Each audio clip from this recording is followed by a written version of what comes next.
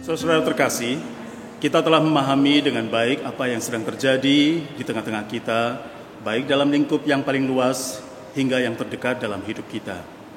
Sayangnya ada terlalu banyak kabar buruk dan terlalu sedikit kabar baik. Orang menyikapinya dengan rasa takut, ada yang wajar, ada yang berlebih-lebihan. Bagaimana caranya kita bisa membebaskan diri kita dengan bermartabat? Kami mau menyampaikan pesan kuat untuk Anda semua. Anda tidak sendirian. Kita bersama-sama menghadapinya. Orang bertanya, apa sikap gereja? Dan bagaimanakah kasih Kristen dapat dinyatakan dalam kondisi sulit seperti sekarang ini? Memang betul bahwa kasih Kristen kerap kali diungkapkan dengan meniadakan jarak. Orang menyapa sesamanya dan orang bertatap muka dengan yang berbeda. Tetapi kita tahu bahwa hal itu tidak bisa kita lakukan pada hari ini dengan tanpa resiko. Bertatap muka membawa resiko yang sangat berbahaya. Maka sekarang kita harus mendefinisikan kasih dengan cara yang berbeda. Jika kita menciptakan jarak, itulah ekspresi kasih Kristiani yang kontekstual pada saat ini. Dan itu juga menjadi dasar alasan mengapa gereja meniadakan seluruh kegiatan dan memindahkan kebaktian umum dari yang tadinya bersifat tatap muka menjadi online. Saudara, di tengah situasi yang sulit seperti ini, sekaligus juga kita rindu merayakan iman di tengah masa raya Paskah. Kami mengajak saudara untuk tetap setia beribadah, baik secara pribadi ataupun keluarga di rumah saudara masing-masing. Sekaligus juga mengikuti anjuran dari pemerintah. Selain itu, saudara juga bisa mengisi waktu di tengah keluarga dengan hal-hal yang kreatif. Anda bisa membaca buku, Anda bisa menonton bersama, Anda bisa melakukan permainan-permainan keluarga untuk mempererat hubungan satu dengan yang lain. Berikutnya, kami juga mengajak saudara untuk memiliki tanggung jawab sekaligus kepekaan sosial di tengah situasi yang sulit seperti ini. Biar bagaimanapun, kita juga akan melihat akan ada banyak orang mengalami kesulitan baik pekerjaan ataupun juga masalah finansial. Karena itu kami menghimbau saudara dapat berbagi dengan apapun yang saudara miliki untuk melihat situasi kondisi yang ada. Yang terakhir, yang sekaligus penting, yaitu tetap menjaga kesehatan di tengah kondisi seperti ini. Ada tips yang baik dari Dr. Bregma untuk saudara sekalian. Shalom, perkenalkan saya Dr. Bregma, dokter yang saat ini bertugas di Rumah Sakit Kristen Mojowarno. Di tengah wabah corona yang saat ini sedang merebak di mana-mana, saya menghimbau untuk para jemaat agar tidak panik ataupun takut, karena setelah ini saya akan memberikan tips-tips bagi jemaat sekalian untuk bisa dilakukan di rumah. Yang pertama adalah meningkatkan imun tubuh kita. Hal ini bisa dilakukan dengan makan makanan bergizi, makan makanan yang cukup, rutin 3 kali sehari. Kemudian yang kedua, minum air putih yang banyak. Yang ketiga, olahraga yang cukup. Dan yang keempat, yaitu dengan minum vitamin. Lalu, hal kedua yang bisa saya bagikan di sini yaitu bagaimana kita bisa memproteksi diri kita terhadap penularan virus corona. Yang pertama, cuci tangan. Mungkin cuci tangan ini sudah sering Bapak Ibu dapatkan di mana-mana, di sosial media maupun di media-media lain. Di sini saya akan mencontohkan bagaimana cara mencuci tangan yang disarankan oleh WHO atau Badan Kesehatan Dunia. Cara mencuci tangannya yaitu dengan air mengalir dan sabun. Kita ratakan terlebih dahulu sabunnya. Kemudian langkah kedua, kita gosokkan di punggung tangan kita secara searah, kanan dan kiri. Kemudian sela-sela jari. Setelah itu langkah keempat, kuku-kuku jari kita, buku-buku jari, lakukan seperti ini. Setelah itu jempol kanan, jempol kiri kita usapkan secara searah, kanan dan kiri. Lalu yang terakhir, ujung-ujung jari kita usapkan di bagian tengah telapak tangan kita, kanan dan kiri. Baru kita bilas, kemudian bisa kita keringkan menggunakan tisu, lalu tisu ini wajib kita buang. Itu cara cuci tangan yang disarankan oleh WHO untuk memproteksi diri kita dari tertularnya virus corona. Kemudian yang kedua, minimalisir untuk menyentuh bagian-bagian dari wajah, karena seringkali kita tidak sadar mengucap mata kita atau mungkin menggosor-gosor hidung atau mengulap mulut dengan tangan kita. Mari kita kurangi tindakan itu sehingga virus tersebut tidak bisa masuk ke dalam tubuh kita. Lalu yang ketiga, untuk memproteksi diri kita yaitu dengan cara menggunakan alat pelindung, misalnya masker ketika kita harus keluar rumah misalnya. Lalu yang keempat, seperti yang sudah disarankan oleh pemerintah bahwa kita semua disarankan untuk bekerja bahkan beribadah di rumah, maka kita wajib melakukan hal tersebut. Karena dengan physical distancing tersebut kita bisa menghindari atau memutus rantai penularan dari satu orang ke orang yang lain. Demikianlah tips yang saya berikan kepada jemaat untuk bisa jemaat lakukan di rumah. Semoga tips tersebut bermanfaat dan mari kita semua saling bahu-membahu dan sama-sama mendoakan agar virus corona ini, pandemi ini bisa segera berlalu dan Indonesia bisa menjadi lebih sehat. Jadi saudara, marilah kita tetap mengasihi Tuhan dan tetap mengasihi sesama di tengah situasi ini. Tuhan memberkati.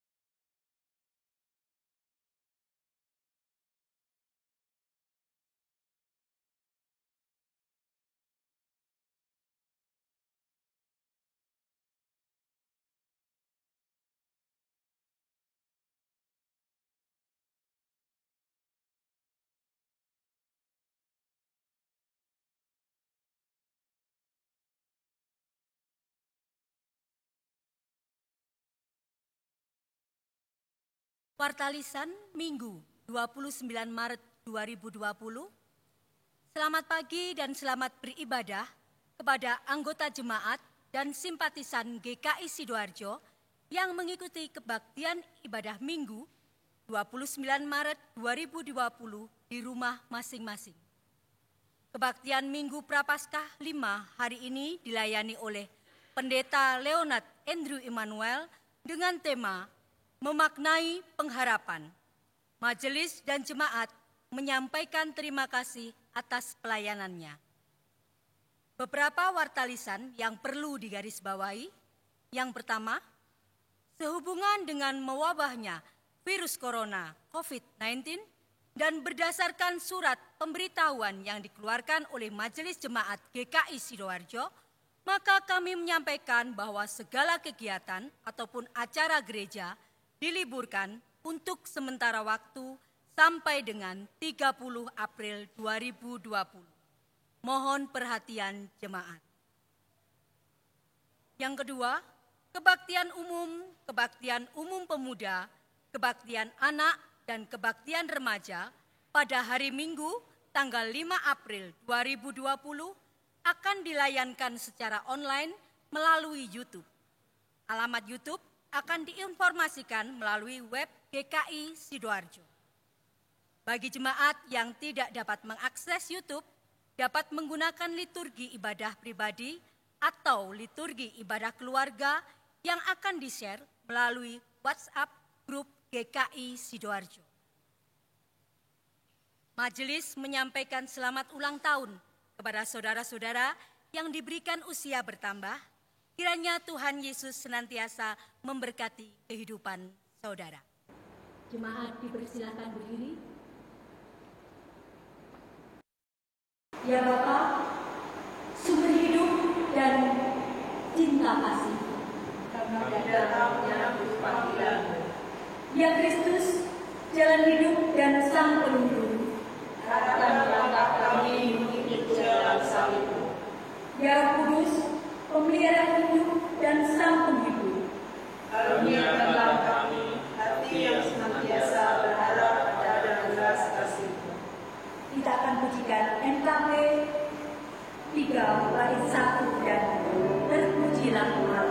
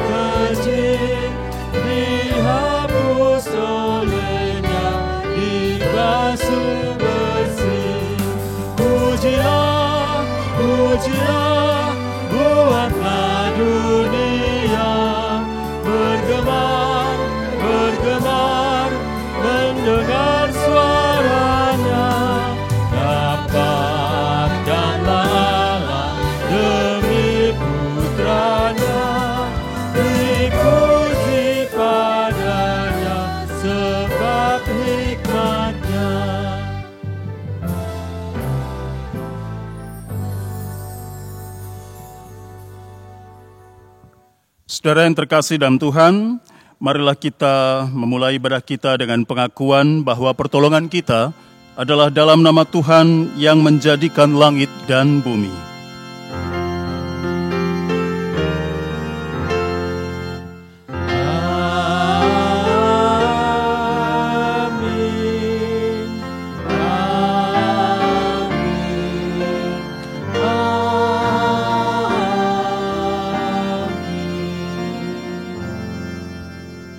Tuhan beserta saudara. Dan beserta saudara juga. Silakan duduk. Saudara yang terkasih dalam Tuhan, dalam kebaktian minggu hari ini, kita berkumpul di rumah kita masing-masing untuk merayakan Minggu Prapaskah yang kelima. Tema ibadah kita pada saat ini adalah tentang bagaimana kita memaknai pengharapan kita. Dan sebagai kata pembuka, saya ingin membacakan dari Injil Yohanes pasal 11, Yohanes pasal 11 ayat yang keempat. Ketika Yesus mendengar kabar itu, ia berkata, penyakit itu tidak akan membawa kematian, tetapi akan menyatakan kemuliaan Allah. Sebab oleh penyakit itu, anak Allah akan dimuliakan.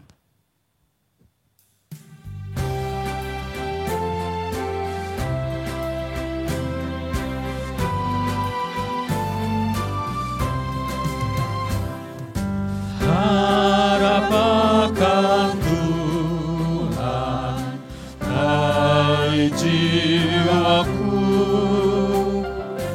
Dia perlindungan dalam susahmu. Jangan resah, tabah berserah, karena habis malam pagi merekam dalam derita dan keluh. Tuhan yang setia penolongmu.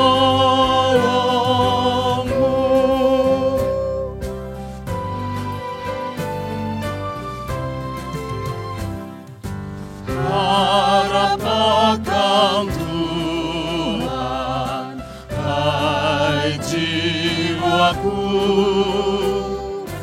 Dia perlindungan dalam susahmu. Walau sendu hatimu remuk, Tuhan mengatasi tiap kemelut. Ya Tuhan, tolong ku yang lemah, setiamu kokoh selamanya.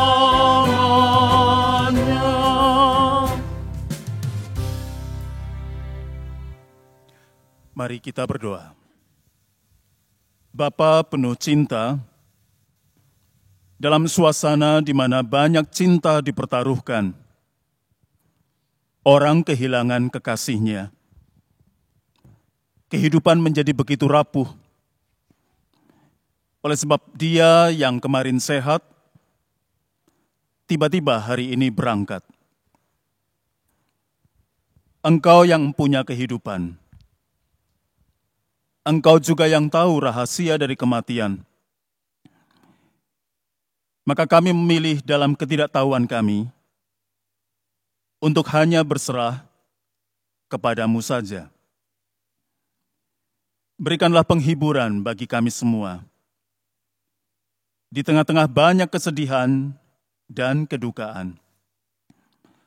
Sebab Engkau Bapa adalah Allah dari setiap perjumpaan, tapi juga Allah dari setiap perpisahan.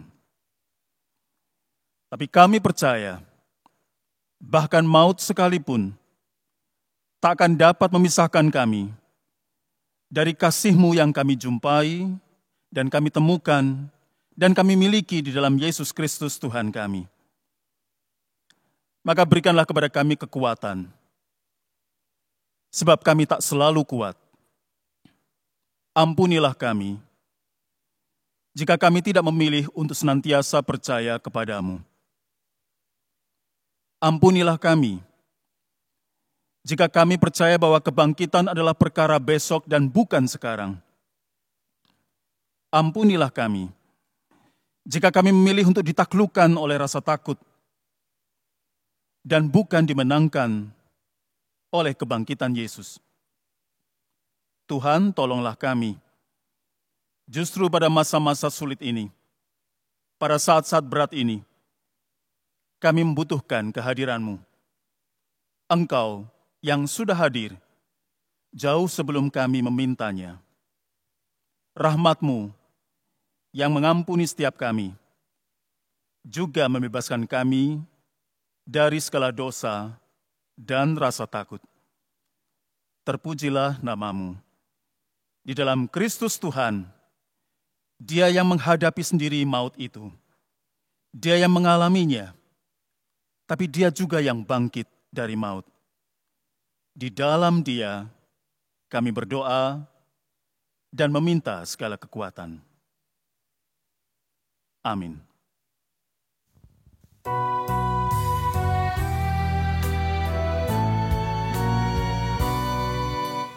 Yesus terangmu, pelita hatiku, jangan kegelapan menguasaiku. Yesus terangmu, pelita hatiku, biar selalu ku sambut cinta-Mu.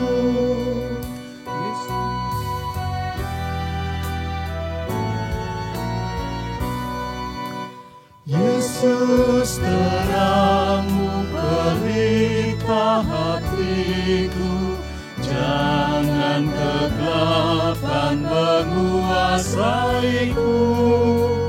Yesus terangmu, pelita hatiku, biar selalu ku sambut cinta-Mu. Bagi kita semua yang telah mengakui dosanya dengan sungguh-sungguh di hadapan Tuhan, mari dengarkanlah firman Tuhan dari Efesus pasal 4, ayat 31 sampai 32. Segala kepahitan, kegeraman, kemarahan, pertikaian dan fitnah, hendaklah dibuang dari antara kamu. Demikian pula segala kejahatan. Tetapi hendaklah kamu ramah seorang terhadap yang lain, penuh kasih mesra dan saling mengampuni, sebagaimana Allah di dalam Kristus telah mengampuni kamu. Di dalam Kristus engkau telah diampuni. Kristus engkau pun telah diampuni. Damai Kristus bagimu. Damai Kristus bagimu juga. Jemaat dipersilahkan untuk saling bersalaman dengan sesama anggota keluarga.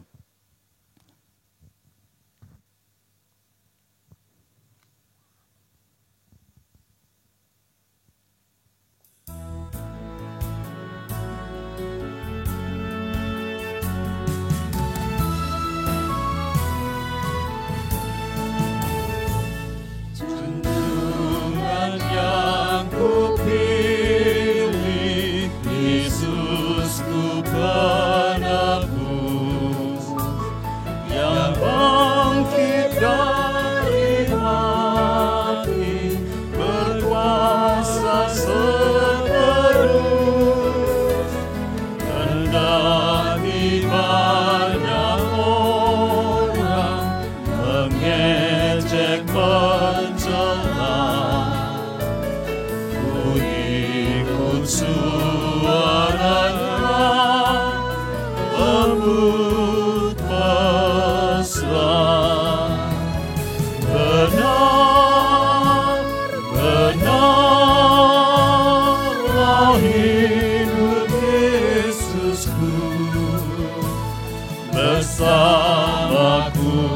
di jalanku, suaranya ku dengar.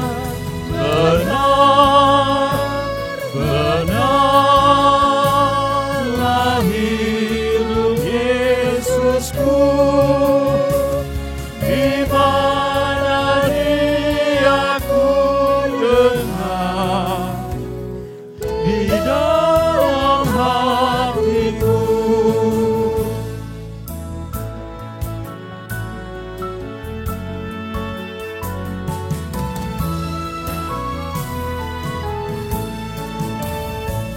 Di mana kapan saja kasih-Nya pun jelas.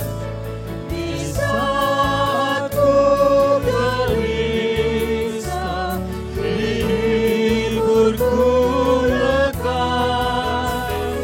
Di hujan angin ribut, dipimpin langkahku. Ku yakin kami nanti akan bertemu.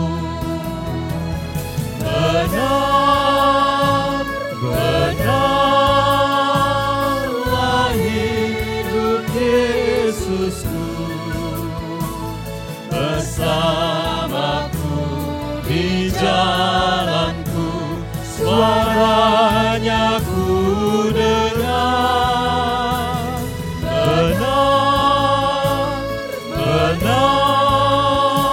Benarlah hidup Yesusku, di mana Dia ku dengar, di dalam hatiku.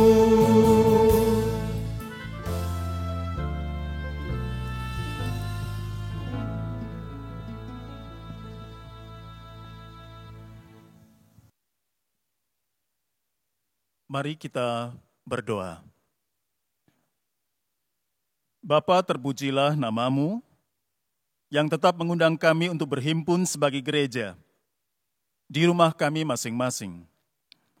Entah ketika kami bersama dengan para kekasih, ataukah ketika kami jauh dari mereka, Tuhan tetap memanggil kami untuk berhimpun dan merayakan Minggu Prapaskah yang kelima ini. Sapalah kami ya Bapa pada masa-masa kesusahan. Dan biarlah kami menang bukan hanya atas rasa takut kami, tapi juga atas sengat dan kuasa dari kematian itu sendiri. Tambahkanlah iman kami. Di dalam Yesus Tuhan yang bangkit, kami berdoa. Amin. Jemaat yang terkasih, mari kita menyanyikan Mazmur 130. Bagian referen akan dinyanyikan jemaat, sedangkan bait per bait akan dinyanyikan pemazmur.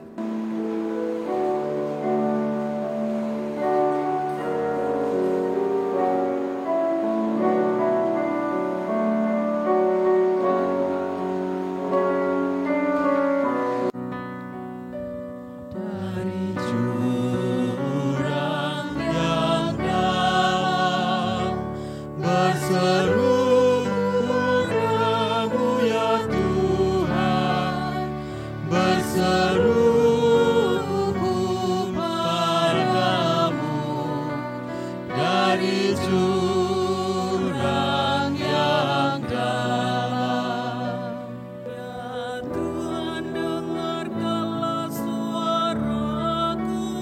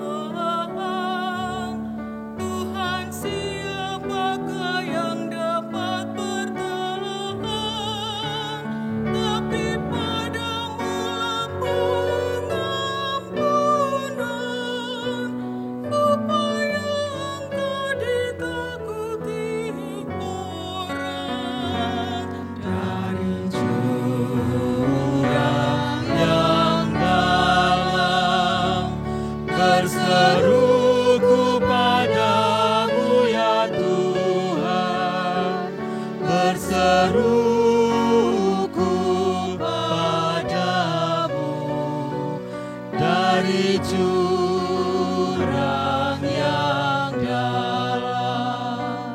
Jiwaku menanti-nantikan Tuhan, dan aku pun mengharapkan firman-Nya lebih daripada penggawa yang mengharapkan datangnya pagi.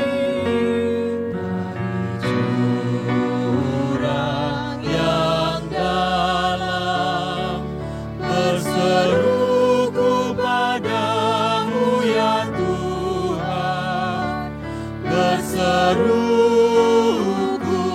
padamu dari jurang yang dalam. Berbahagia padamu, hai Israel, sebab padanya ada kasih setia.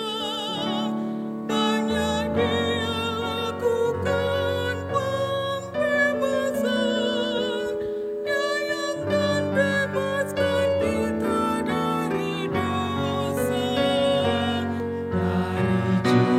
Jurang yang dalam berseruku padamu ya Tuhan, berseruku padamu dari jurang yang dalam.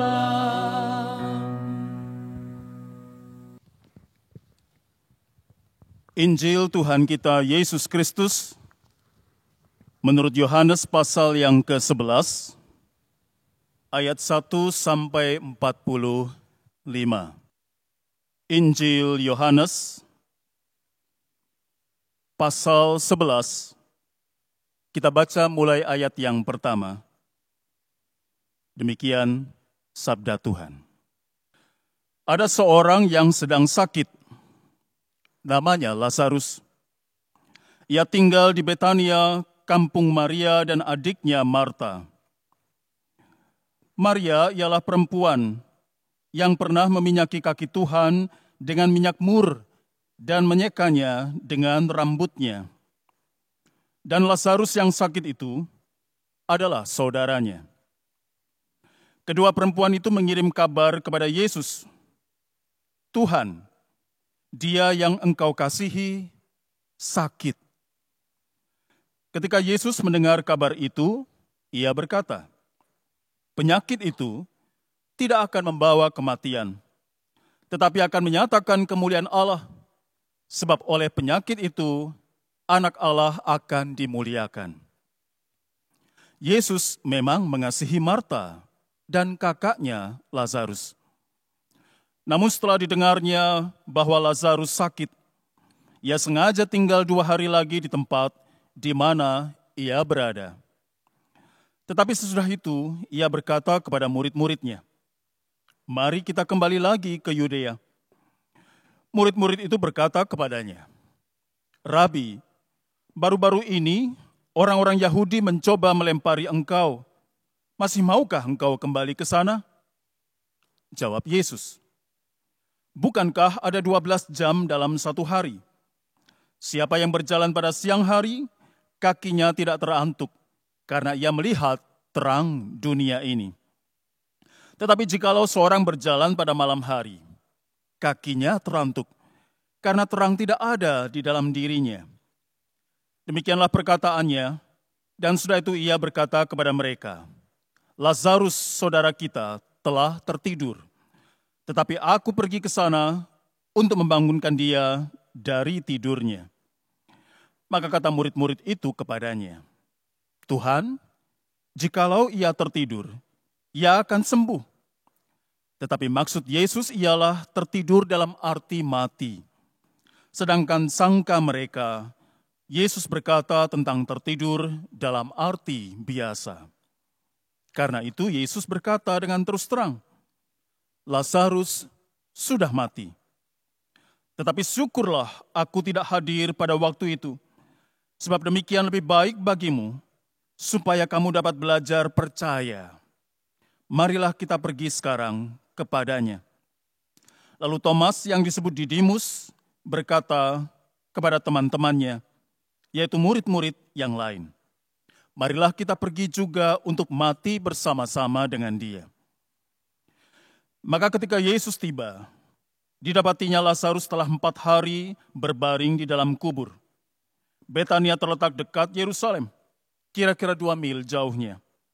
Di situ banyak orang Yahudi telah datang kepada Marta dan Maria untuk menghibur mereka berhubung dengan kematian saudaranya. Ketika Marta mendengar bahwa Yesus datang, ia pergi mendapatkannya, tetapi Maria tinggal di rumah. Maka kata Marta kepada Yesus, Tuhan, sekiranya Engkau ada di sini, saudaraku pasti tidak mati. Tetapi sekarang pun aku tahu bahwa Allah akan memberikan kepadamu segala sesuatu yang engkau minta kepadanya. Kata Yesus kepada Marta, saudaramu akan bangkit.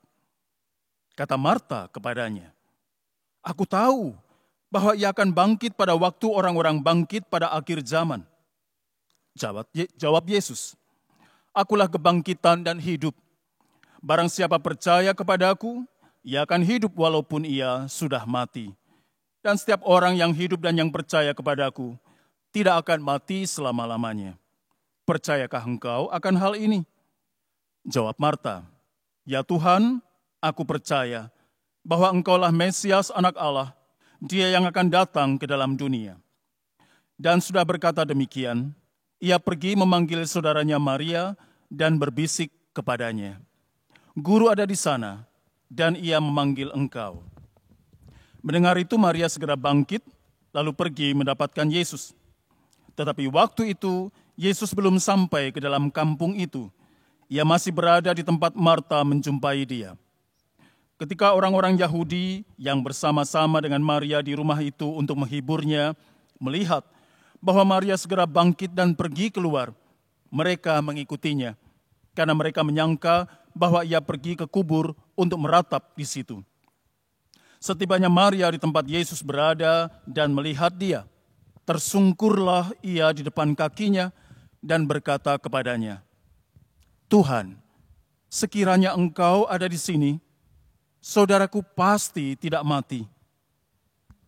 Ketika Yesus melihat Maria menangis dan juga orang-orang Yahudi yang datang bersama-sama dia, maka maskulah hatinya.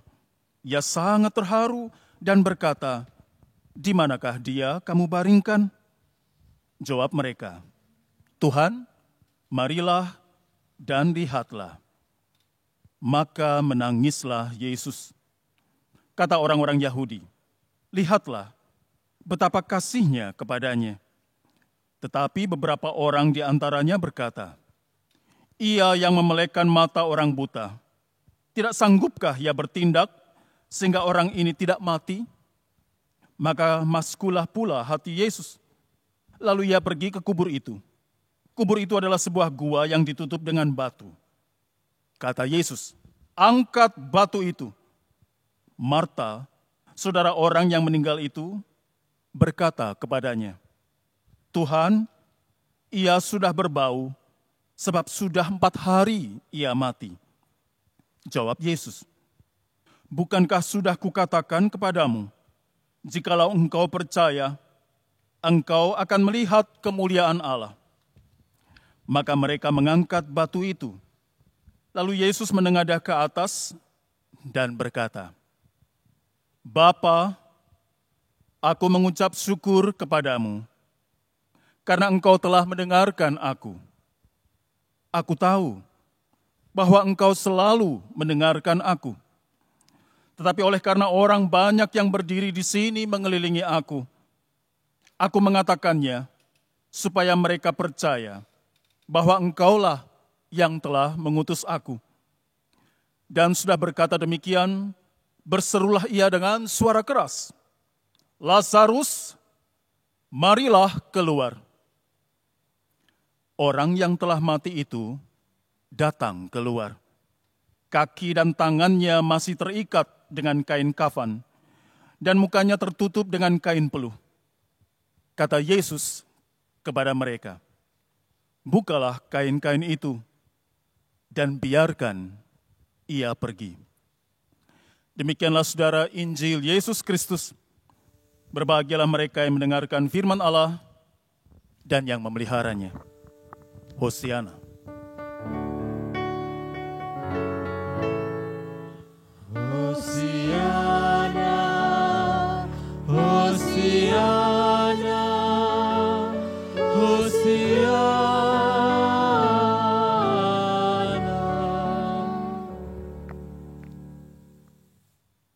Saudara, bagaimanakah kita memaknai pengharapan?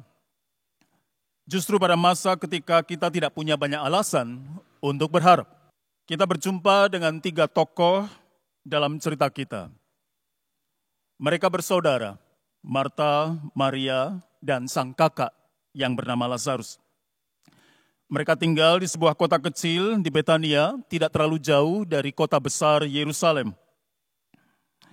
Ada sebuah kondisi yang ditampilkan secara khusus terkait dengan Lazarus, sang kakak. Ia sedang sakit, dan rupa-rupanya sakit keras.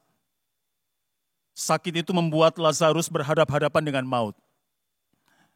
Oleh karena kondisinya yang mencemaskan, maka kedua saudarinya, Marta dan Maria, mengirim kabar kepada Yesus dan menyampaikan pesan tentang kondisi Lazarus. Tentu saja kita tahu, bukan hanya supaya Yesus tahu tentang kondisi sakit Lazarus, tapi juga supaya Yesus bergegas untuk menengok Lazarus dan menyembuhkannya. Itulah pengharapan dari Marta dan Maria. Dan itu semua yang ada dalam kepala kita juga.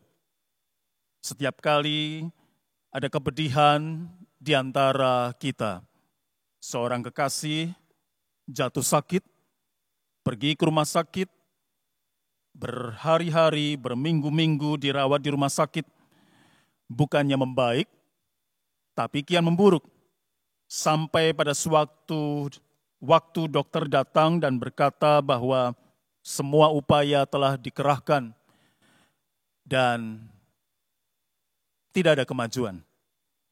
Dokter menyarankan agar keluarga berdoa dan mempersiapkan diri untuk yang terburuk. Pada saat-saat genting seperti itulah, nama Tuhan menjadi sering disebut dalam doa. Pada saat-saat darurat seperti itulah, di mana kita diperhadapkan di persimpangan jalan antara survive, tetap hidup, ataukah justru kehilangan kekasih kita. Kita tidak punya lagi kemampuan untuk mengendalikan hidup kita atau hidup kekasih kita. Dokter sudah angkat tangan, kita pun juga demikian. Satu-satunya tempat pelarian yang aman bagi kita adalah belas kasih Tuhan. Tapi persisnya bagaimana agar kita dapat tetap menyalakan api pengharapan dalam hati dan pikiran kita. Sementara kita tahu bahwa fakta keras susah dibantah. Ada resiko, ada peluang, dan ada kemungkinan yang terlalu besar kita kehilangan kekasih kita. Dan itulah yang ada dalam hati dan pikiran Marta dan Maria. Itu sebabnya mereka mengirim berita supaya Yesus bukan hanya tahu tentang kondisi sakit Lazarus, tapi juga bergegas datang dan menjenguknya. Tapi alih-alih melakukan itu, kita tahu dalam cerita, Yesus malah memperpanjang masa tinggalnya 2 hari. Dia tidak bergegas. Apa yang membuat Yesus melakukan itu? Mengapa dia tidak bergegas? Mengapa dia sengaja datang untuk terlambat? Terlambat melawat Lazarus, terlambat untuk menyelamatkan Lazarus. Apakah Tuhan bisa terlambat? Kebanyakan dari kita berkata, oh tidak, Tuhan tidak pernah terlambat. Dia bekerja tepat pada waktunya. Tapi kalau kita cermat membaca teks, bukan itu yang ada dalam pikiran Marta dan Maria. Coba kita baca kembali ayat 21 dan ayat 32. Pada ayat yang ke-21, Marta berkata kepada Tuhan, "Tuhan, sekiranya engkau ada di sini, saudaraku pasti tidak mati. Bukan cuma Marta yang omong kayak begitu, Maria juga sama. Ayat 32, setibanya Maria di tempat Yesus berada dan melihat dia, tersungkurlah ia di depan kakinya dan berkata kepadanya, Tuhan, sekiranya engkau ada di sini, saudaraku pasti tidak mati.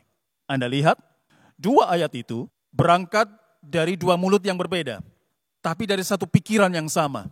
Mengapa engkau terlambat?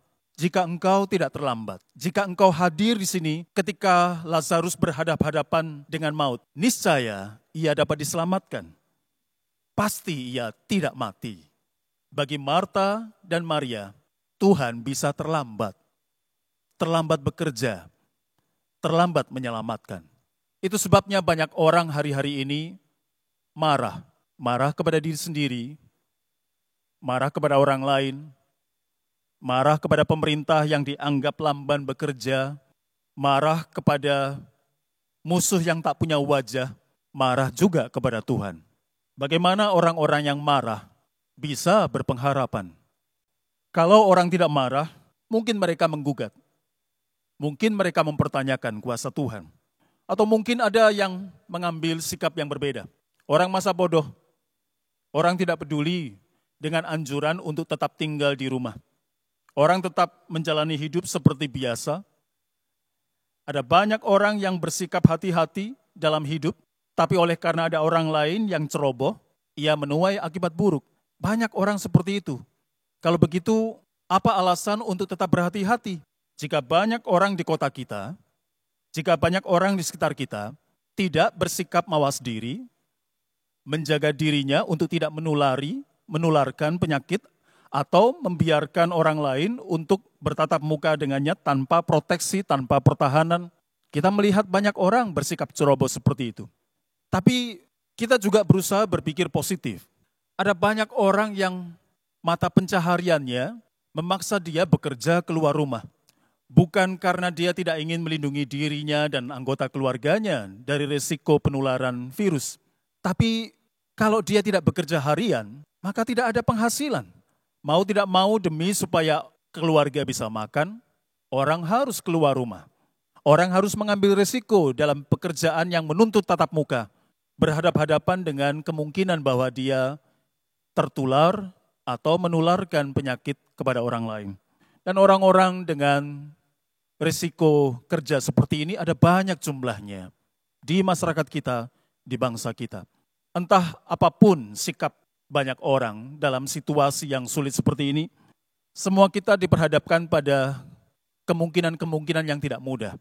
Tapi yang paling penting dan paling menentukan, apapun sikap Anda, apapun sikap kita, bagaimana caranya kita survive, bagaimana caranya kita dengan bijak dapat melewati masa membahayakan banyak orang ini bersama-sama, memastikan bahwa Anda dan saya aman, sehat, dan selamat, terutama bagian terlemah dalam masyarakat kita.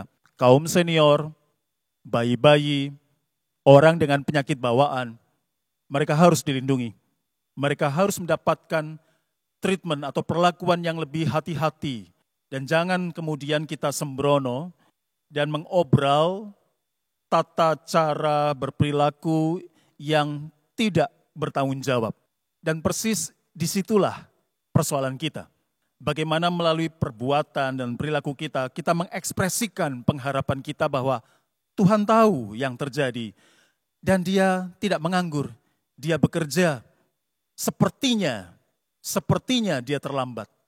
Sepertinya Dia tidak melakukan sesuatu. Sepertinya Dia mengulur-ulur sampai segala sesuatu kemudian terhilang dari kita. Dan kemudian kita mendramakan kembali peran Marta dan Maria. Tuhan, sekiranya Engkau ada di sini, saudaraku pasti tidak mati. Tetapi mari kita menegaskan kembali apa yang dikatakan oleh Yesus pada ayat yang keempat tadi. Bahwa penyakit itu tidak akan membawa kematian, tetapi akan menyatakan kemuliaan Allah. Sebab oleh penyakit itu, anak Allah akan dimuliakan. Perhatikan kalimat terakhir dalam ayat tersebut. Sebab oleh penyakit itu, anak Allah akan dimuliakan. Bagaimana mungkin melalui sesuatu yang buruk, yang negatif, yang jahat, yang namanya penyakit, virus corona itu, anak Allah akan dimuliakan. Bisakah sesuatu yang mulia, yang luhur, lahir di tengah-tengah yang buruk? Dan bagaimana sang anak Allah dinyatakan di tengah-tengah kita? Tiba-tiba saja saudara, seluruh lanskap global ini menjadi seperti kampung Betania. Dari data di pertengahan minggu ini yang saya peroleh, pada hari Rabu saja, Italia mengalami tingkat kematian dalam satu hari lebih dari 600 orang. Tapi Italia bukan yang terparah. Spanyol pada hari Rabu yang kemarin, dalam satu hari itu, ada 700 orang lebih meninggal dunia. Bahkan angkanya melebihi Cina. Kalau kita lihat keadaan kita, seluruh Italia adalah Betania. Seluruh Spanyol adalah Betania. Dari Wuhan sampai Milan adalah Betania. Dari Barcelona sampai Surabaya adalah Betania. Seolah-olah penyakit virus corona ini menghadirkan kembali kampung Betania itu di depan kita.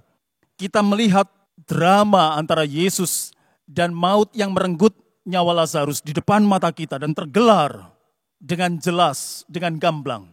Mereka yang mati 700 orang dalam satu hari di Spanyol. Bukan peristiwa yang jauh di sana, tapi dekat, lekat di depan mata kita.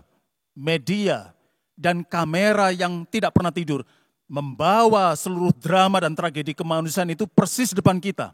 Bahkan ketika Anda memilih untuk tidur dan menutup mata sekalipun, pikiran Anda membawa kejadian-kejadian buruk itu terang benderang dan membuat kita tidak mampu melarikan diri dari tragedi kemanusiaan yang terjadi hari-hari terakhir ini. Kalau seluruh dunia adalah Betania, dari mana engkau bisa melihat jalan keluar? Di mana-mana kita melihat ada maut di situ. Di seluruh sudut-sudut jalan ada maut di sana. Memilih untuk tetap tinggal di rumah adalah satu-satunya peluang terbaik untuk kita terhindar dari bencana. Tapi ada banyak dari kita tidak punya pilihan mewah seperti itu. Uang sudah habis, bahan pangan telah menipis. Untuk survive satu hari lagi, orang harus keluar rumah dan mengambil risiko bencana itu. Bagaimanakah orang tetap berpengharapan? Bagaimanakah Marta dan Maria tetap dapat berpengharapan? Bagaimanakah kita yang menganggap Tuhan telah terlambat bekerja, tetap dapat berdoa dan berpengharapan? Kalau Yesus berkata, "Akulah kebangkitan dan hidup, dan barang siapa percaya kepadaku, ia tetap hidup, walaupun ia sudah mati." Jika Yesus adalah kebangkitan dan hidup, maka ia haruslah kebangkitan di tengah-tengah maut. Jika Yesus adalah hidup, haruslah ia memberikan daya hidup itu bagi mereka yang sedang berhadapan dengan sakaratul maut. Jika Yesus adalah anak Allah, maka ia harus tetap mulia di tengah-tengah celaka dan penyakit yang merenggut baik nyawa Lazarus maupun nyawa banyak orang. Kita seringkali berdoa, saudara, "Ya Allah, jauhkanlah badai ini dari tengah-tengah kami. Hindarkanlah kami dari bencana ini. Jauhkanlah kami dari pencobaan ini." Betul, itu doa kita. Dan tidak ada yang salah dari doa itu. Sebab kita percaya bahwa melampaui kuasa medis, ketika dunia dan ilmu pengetahuan sudah tidak lagi mampu menolong kita, Allah punya kekuatan yang lebih besar daripada bencana. Betul, tidak ada yang salah dengan doa seperti itu. Tetapi doa itu belum selesai. Dan iman Kristiani belum tuntas untuk mengungkapkan keseluruhan dari misteri kuasa dan kasih Allah. Kalau kita berdoa, "Ya Allah, lepaskanlah kami dari badai ini, jauhkanlah kami dari pencobaan ini, dan biarkanlah cawan ini lalu daripadaku." Itu pun doa Yesus sendiri. Tapi Yesus belum selesai berdoa, kan? Maka kita pun juga tidak boleh selesai berdoa di situ. Bagaimana kalau kita melanjutkan doa kita dengan cara yang lain?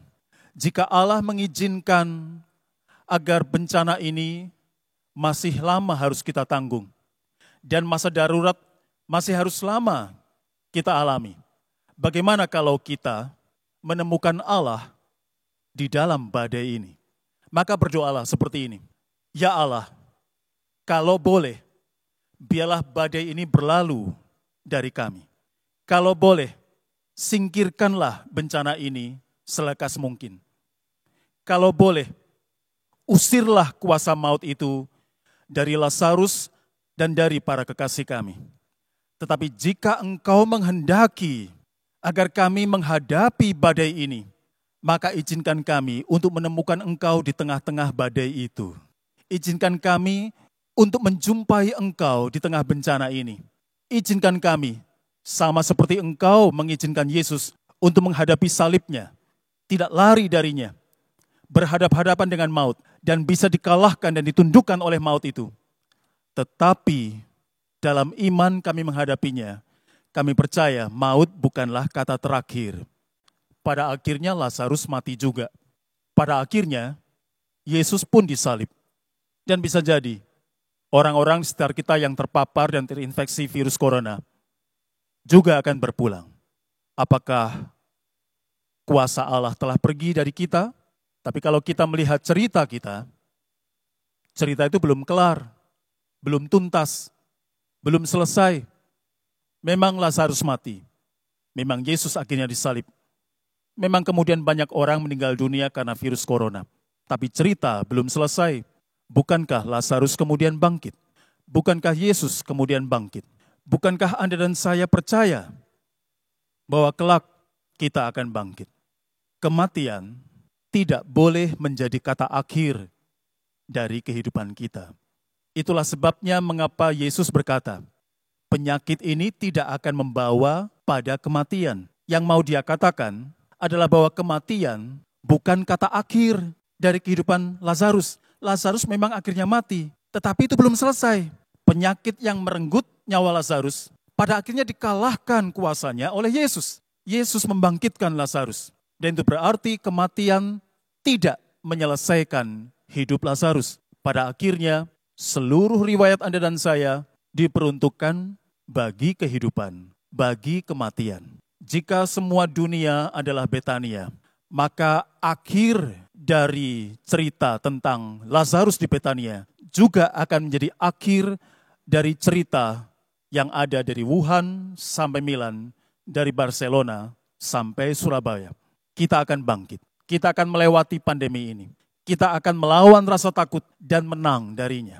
Kita akan berkata kembali kepada maut, "Hai maut, di mana sengatmu?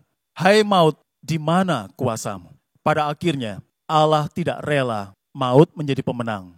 Pada akhirnya Allah memulihkan. Itulah cara untuk kita memaknai pengharapan secara baru. Kalau Allah menghendaki agar kita menanggung bencana virus corona ini dalam waktu yang lebih panjang, jangan takut saudara. Kita akan menghadapinya dengan cara yang paling bertanggung jawab. Kita menghadapinya dengan segenap hati dan segenap kekuatan dan segenap akal budi kita. Kita akan menghadapinya dengan iman. Kita akan melewatinya. Tidak sendirian, tapi bersama-sama. Terpujilah Tuhan, Tuhan dari Betania. Amin. Bapak, Ibu, Saudara, mohon untuk bangkit berdiri.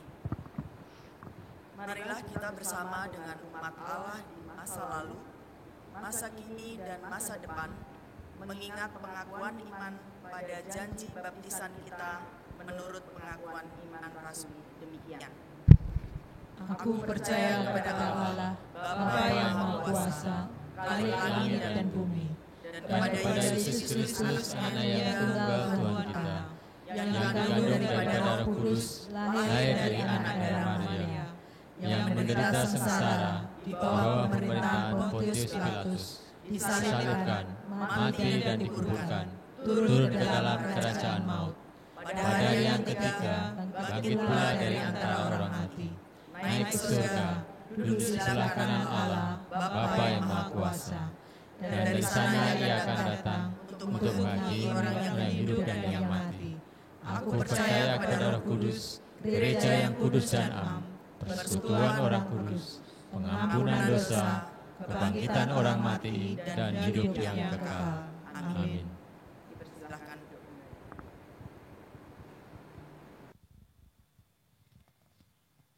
Saudara, mari kita berdoa, menaikkan doa syafaat kita.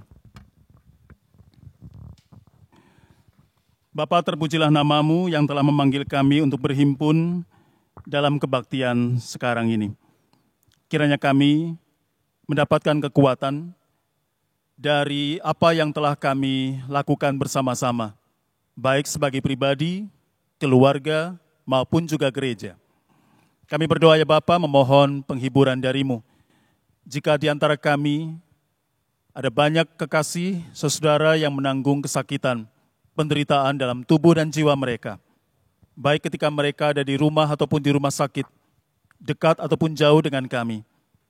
Tuhan dengarkan setiap permintaan tolong. Tuhan pulihkan setiap mereka yang terluka. Dan jika Engkau menghendaki agar mereka tetap tinggal dalam sakit penyakitnya, dalam kelemahan jasmani dan rohaninya, tabahkanlah mereka dan biarkanlah mereka tetap hidup dalam pengharapan. Kami menyerahkan setiap kami, pribadi lepas pribadi, keluarga lepas keluarga. Kami berdoa agar Engkau sendiri yang mengabulkan setiap doa sesuai dengan kebaikan-Mu. Kami berdoa bagi gereja-Mu, agar pada masa-masa yang sulit seperti ini, kami tetap dapat berdoa, tetap dapat beribadah, tetap dapat menyatukan hati dan pikiran kami. Kami tetap dapat memakai cara-cara kreatif untuk saling mengukuhkan persekutuan kami. Dan dengan cara itulah kami tetap memuliakan Tuhan dan menebalkan rasa solidaritas kami, khususnya terhadap saudara kami yang terlemah. Kami berdoa ya Bapa untuk mereka yang diberi tanggung jawab menyelesaikan persoalan virus corona ini. Baik kami di lingkup lokal ataupun yang di lingkup global. Karuniakanlah hikmat bagi para pemimpin kami, agar mereka dapat dengan cepat dan tegas mengambil sikap, tindakan yang perlu untuk dilakukan, agar melindungi masyarakat, terutama mereka yang terlemah. Kami berdoa ya Bapa, bagi masyarakat, agar secara mandiri melakukan tindakan-tindakan yang bertanggung jawab, menghindarkan dan meminimalkan risiko penularan virus corona ini. Kami juga berdoa bagi mereka yang masih belum tuntas untuk membebaskan dirinya dari bencana, entah banjir ataupun tanah longsor. Ketika akses terhadap fasilitas publik menjadi kian sulit, kiranya Engkau mendorong banyak orang dalam berbagai peran dan kerja dan tanggung jawab untuk memulihkan keadaan. Dan bersama-sama kami dapat melihat bahwa masa depan satu persatu sedang disusun oleh orang-orang yang punya kehendak baik. Kami juga berdoa bagi mereka yang terlemah. Hiburkanlah mereka yang berkesusahan. Kami berdoa bagi para pekerja harian, bagi mereka yang kehilangan penghasilan, bagi mereka yang sedang berduka oleh karena kehilangan kekasihnya, bagi mereka yang sedang menunggui kekasihnya yang sakit, bagi mereka yang menunggu dengan cemas berita dari rumah sakit terkait dengan tes yang baru saja dilakukan. Ada banyak kecemasan dan rasa takut menggelayut di kepala banyak orang. Berikanlah ketenangan, berikanlah kekuatan dan penghiburan kepada kami semua. Jika kami dapat mengatasi pandemi ini, biarlah Engkau memberi kepada kami kekuatan yang Bapa, agar kami juga dapat menghadapi resesi ekonomi global yang menjadi bawaan konsekuensi susulan dari pandemi ini. Inilah saat untuk kami bersatu hati, menebalkan solidaritas sosial, memikirkan kepentingan bersama, agar semua orang dapat menyelamatkan hidupnya dan menyelamatkan juga para kekasihnya yang terdekat dan yang terlemah. Tuhan tolong ya Bapa, agar kami semua bersatu padu dalam doa dan kerja, membangkitkan harapan, menyalakan api persekutuan, tidak saling menyalahkan, berbagi dalam banyak hal, murah hati terhadap semua orang, dan sekaligus juga waspada untuk menjaga jarak aman. Dan dengan cara itulah kami mengekspresikan kasih Kristiani yang bertanggung jawab. Dengarkanlah doa kami, kabulkanlah menurut kebaikan-Mu. Kami mengalaskan pengharapan kami ini dalam nama Yesus Kristus Tuhan yang telah mengajar kami untuk berdoa.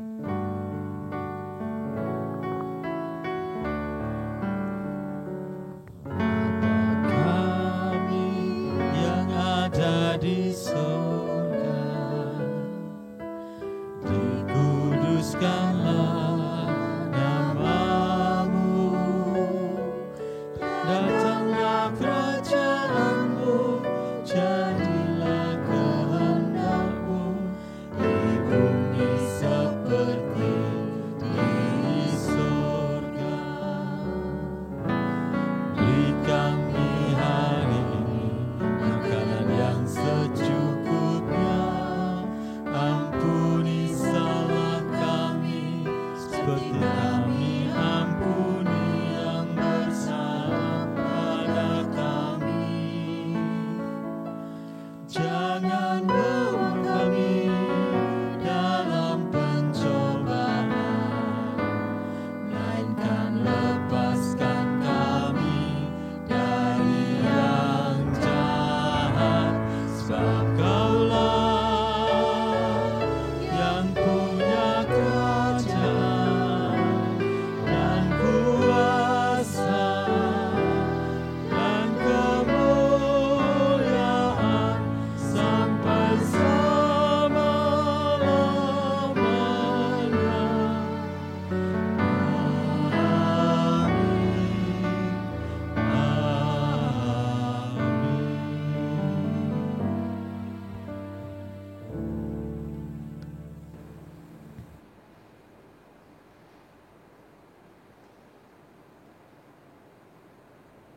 Bawalah persembahan kita dengan sukacita kepada Tuhan.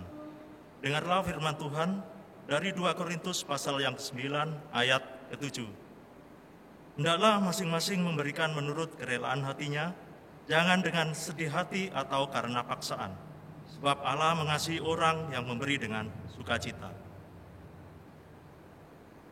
Kepada jemaat yang akan memberikan persembahan, dapat menyampaikannya melalui transfer bank ke rekening BCA dengan nomor 018-152-5028 atas nama Freddy Rikwanto atau Kuku Satrio Sambodo, Bendahara GKI Sidoarjo. Atau jemaat dapat memasukkan sampul persembahan ke kotak persembahan yang disediakan di gedung gereja setiap harinya. Kita mengumpulkan persembahan sambil menyanyikan Hitung Jemaat 291 bait yang pertama sampai dengan ketiga. Mari bersyukur semua.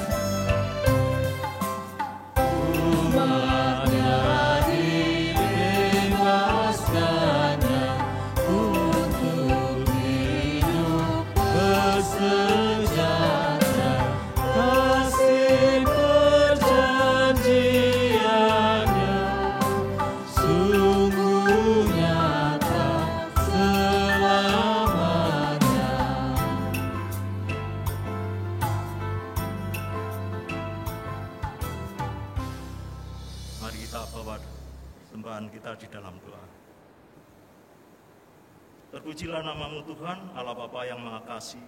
Kami mengucap syukur kehadirat-Mu atas berkat, kasih, serta penyertaan-Mu dalam kehidupan kami. Pada saat ini kami juga bersyukur atas kesempatan yang Kau berikan kepada kami untuk mengungkapkan rasa syukur kami melalui persembahan yang kami kumpulkan.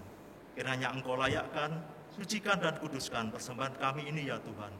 Ampuni kami apabila dalam kami mempersembahkan ada yang kurang berkenan kehadirat-Mu. Dan ajarlah kami untuk mempersembahkannya terbaik bagi-Mu dengan penuh sukacita, kerelaan, ketulusan, dan kerendahan hati kami. Berkatilah hamba-Mu yang mengelola persembahan ini dengan roh takut akan Tuhan, dan berikanlah hikmat-Mu agar persembahan ini dapat dikelola hanya seturut dengan kehendak-Mu saja ya Tuhan, untuk karya layanan-Mu di mana gereja-Mu berada. Kami serahkan kehidupan kami kepadamu. Demikian ya Tuhan, seluruh doa serta ucapan syukur kami yang kami naikkan hanya di dalam nama Tuhan kami, Yesus Kristus. Amin.